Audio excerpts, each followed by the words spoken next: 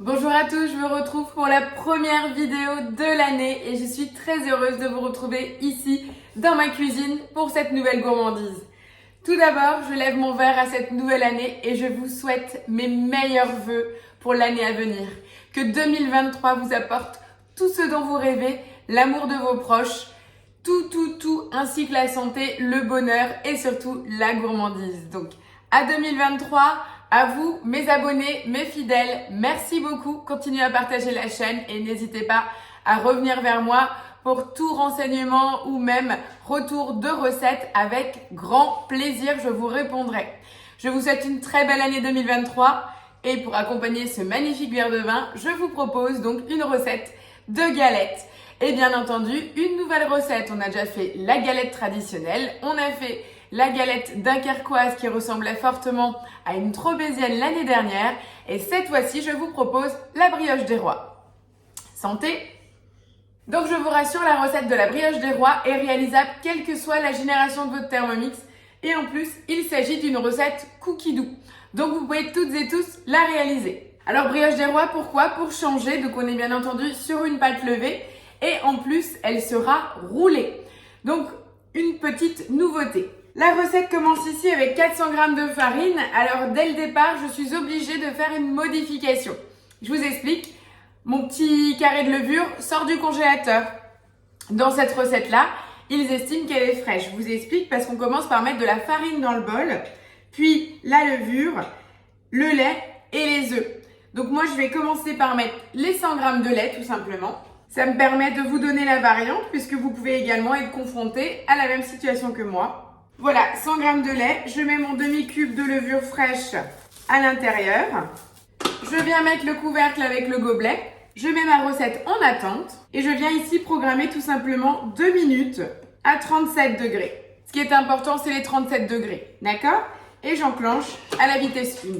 Ça, c'est l'étape que vous devez faire impérativement, quelle que soit la recette que vous choisissez, du moment que vous utilisez de la levure boulangère congelée. Voilà, je vous retrouve dans 2 minutes pour la suite et on reprendra la recette au départ. Voilà, les 2 minutes de chauffe de la levure viennent de se finir. Et là, tout simplement, je viens cliquer sur le petit livre vert, donc là où j'avais enregistré l'étape de ma recette. Donc là, tout simplement, je vais revenir en arrière pour pouvoir peser en fait les 400 g de farine que l'on me demande. Voilà, 400 g de farine, la levure on l'a déjà, les 100 g de lait aussi. On passe avec 3 œufs entiers, 50 g de sucre en poudre, 20 g de fleurs d'oranger. On vient mettre le couvercle et gobelet doseur et on va partir pour la première partie de pétrissage. On part pour 4 minutes en mode pétrin. Voilà, les 4 premières minutes de pétrissage viennent de se finir. On a une belle base de brioche, riche avec nos œufs, mais on n'a encore pas rajouté le beurre. Donc je viens rajouter 170 g de beurre salé. Et là, deuxième partie de pétrissage, encore 2 minutes. Pour ceux qui ont l'habitude de faire une brioche, on sait qu'il faut toujours patienter très longtemps avant de pouvoir y goûter. Mais en tout cas, c'est toujours un plaisir. Et surtout, en fait, le fait de le faire maison, vous avez une très belle économie. Là, on a 400 g de farine, 3 œufs, un peu de sucre, 170 g de beurre. On doit quand même être à 4-5 euros de matière première. Par contre, quand vous voyez en boulangerie les coûts, franchement, le fait de faire sa propre boulangerie nous revient extrêmement moins cher. Vous allez voir la taille de cette brioche, elle est très généreuse, vous pourrez largement la partager. Comme il s'agit d'une brioche des rois, n'oubliez pas de préparer la fameuse fève, puisque comme d'habitude, ça peut arriver à tous de terminer sa galette et de dire « Oups, j'ai oublié la fève ». Alors pensez-y. Je vous retrouve tout de suite à la fin du pétrissage. Voilà, les 2 minutes supplémentaires viennent de se finir. Regardez-moi cette belle pâte. Alors effectivement, c'est très collant, c'est logique, c'est une pâte à brioche. Je vais venir maintenant transvaser cette pâte dans un saladier, la filmer et la mettre 2 heures en pause en refroidissement au réfrigérateur. Petite astuce, quand vous en êtes là, qu'est-ce qu'on fait? Vous allez tout simplement remettre votre bol en place, sortir de la recette et aller sur le mode turbo. Voilà. Là, je viens démonter. Voilà, je récupère la fine couche de pâte au bas du couteau. Et voilà, on est prêt. Voilà, je viens poser un film sur mon saladier et je la laisse refroidir pendant 2 heures au réfrigérateur. Ça sera une pousse lente, sachant qu'il y aura une deuxième, rassurez-vous. Voilà, je viens de mettre le saladier au réfrigérateur. Et là, dans la suite de la recette, donc on nous demande de préparer une plaque à pâtisserie, on est bien d'accord. Et là surtout, il nous demande de mettre les morceaux de fruits confits à macérer dans le rhum. Donc profitez de ces 2 heures de pause pour déjà le faire. Donc vous pouvez aller ici, détail de la recette, et comme ça vous retrouvez le grammage du rhum. En l'occurrence, c'est 20 grammes. Donc moi j'appuie directement sur la balance. Voilà, 20 grammes de rhum dans lequel je rajoute 100 grammes de fruits confits. Donc moi j'ai de l'écorce d'orange, j'ai de l'écorce de citron. J'ai pas de cerise ou alors il existe un autre mélange. Je n'ai pas toutes ces choses-là parce que c'est des choses que je ne consomme pas. Donc je mets juste de l'orange et du citron. Voilà, tout simplement, donc mon mélange de fruits confits, je le laisse macérer dans le rhum. Ils vont s'imbiber, tout simplement. Et on va laisser poser le tout pendant 2 heures et on se retrouve pour la suite de la recette juste après. Voilà, donc après 2 heures de pause au frais, regardez, ma pâte a quand même bien développé. Parce qu'elle était quand même dans un frigo à 4 degrés, hein, donc vraiment une pousse lente. Mais vraiment, ça me plaît, ça me plaît. Alors, je vais venir fleurer mon plan de travail. Hein. J'ai mis comme d'habitude mon petit silicone pour venir étaler ma brioche. Puisque je vous le rappelle, c'est la brioche des rois roulée. Donc, on va venir étaler la pâte. Un grand rectangle. C'est la même base qu'un chinois.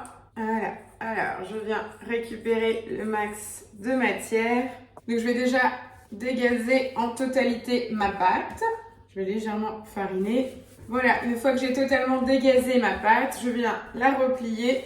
Là, on est bien. Et là, on va tout simplement étaler un grand rectangle. Sur la recette, ils nous disent entre 30 par 40 pour vous donner une petite idée. Voilà, allez, c'est parti. La pâte est bien froide. Alors rassurez-vous, là, on va former la base, mais on va encore laisser pousser une heure supplémentaire. Donc comme d'habitude, tout ce qui est pâte levée, il faut prendre son mal en patience avant de la déguster. Par contre, regardez-moi comme elle se travaille super bien. J'adore. Et là, elle est en train de remonter en température. Elle commence de suite à buller. Ça, c'est très bon signe. Pensez bien à fariner, hein, parce que ça reste une brioche. Donc c'est très généreux au niveau œuf et beurre. Donc il faut quand même bien vérifier qu'on n'accroche pas trop. Plutôt reproduisez plusieurs fois le fait de fleurer votre plan de travail. Allez, c'est reparti. Voilà, on a donc notre rectangle de pâte.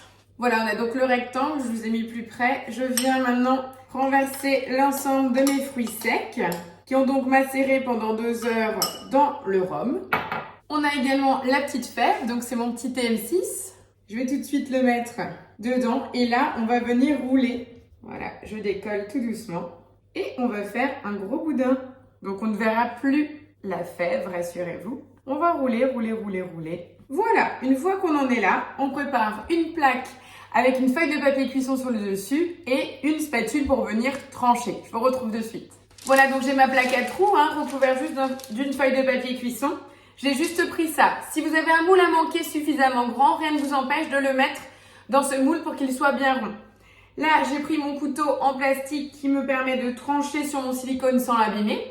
Et je vais venir prendre les 2 extrémités que je vais coller ensemble pour faire le centre. Ça sera le centre de ma brioche. Et en partant de là, je vais poser en rosace les petites tranches. J'ai failli couper sur ma fève, vu la taille, donc je vais la retourner tout simplement comme ceci.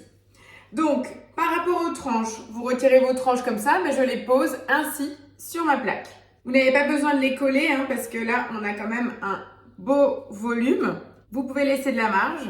On a surtout les oranges et citrons confits à l'intérieur qui ont macéré dans le rhum. Ça sent très bon. Donc une fois qu'on a fini de disposer, on va venir dorer et on devra encore laisser lever une petite heure notre couronne des rois. Je vais venir décaler un peu parce que j'ai pas suffisamment de place sinon. Voilà, à vous de les disposer pour que ça fasse vraiment bien la petite couronne. De toute façon, ça va gonfler, ça va se coller ensemble, tout simplement. Et là, j'ai déjà préparé un œuf entier que j'ai battu avec une pointe de sucre et une pointe de sel. Et je vais déjà venir dorer le tout. Et pour finir, la petite touche finale, du sucre perlé, comme pour les chouquettes. Voilà, c'est vraiment gourmand. Donc là, je suis déjà prête. Il va juste falloir patienter encore une petite heure. Donc à vous de voir si vous avez un poêle à bois où vous pouvez approcher donc la base de votre couronne pour qu'elle chauffe. Là, moi, c'est pas mon cas, donc du coup, je vais la mettre à l'intérieur de mon four sans qu'il soit allumé. Ou alors, si vous avez un mode pouce, des pâtes levées, donc c'est à peu près entre 40 et 50 degrés, vous pouvez le mettre déjà à l'intérieur de votre four pour la dernière pousse d'1 heure. Puis après, une fois qu'elle a levé au bout d'1 heure, vous la mettez en cuisson à 180 degrés en chaleur tournante pendant à peu près 30-35 minutes. Moi, je vous retrouve à la fin de la cuisson parce que là, on laisse lever et on passe en cuisson. Facile, non? Allez, je vous retrouve à la fin pour le résultat final et la dégustation. À tout à l'heure. Voilà, je vous retrouve donc après 1h30. Vous avez vu 1 heure de pouce. Elle est devenue juste énorme. Elle dépasse de toute ma plaque. Voilà, donc la couronne des rois. Juste méga généreuse, je dirais. Là, vous voyez bien les petits ronds, les petites perles de sucre. Donc, à vous de voir si vous souhaitez le mettre sur une plaque toute seule comme ceci. Ou alors, comme je vous le disais, dans un moule pour que vous ayez le rebord et qu'elle va gonfler plus vers le haut. En tout cas, c'est à vous de voir. Les petits escargots, on les voit tout de même. En tout cas, je peux vous dire que c'est extrêmement moelleux. Je vais voir si je vais arriver à croquer directement dedans. Ça fume. Regardez cette mie. C'est extrêmement moelleux. Ça fume encore, mais c'est plutôt pas mal. Je peux vous dire que c'est vraiment très très sympa. Cette petite touche de fruits de sac citronnés en fin de bouche quand vous croquez dessus, des petites perles de sucre et surtout une brioche extrêmement moelleuse. Voilà, ça sera notre galette des rois pour cette année. J'attends bien entendu vos retours avec impatience. N'hésitez pas si vous avez la moindre question. Voilà, première recette de l'année. C'est parti pour une nouvelle année gourmande. Je vous dis à la semaine prochaine. Ciao, ciao!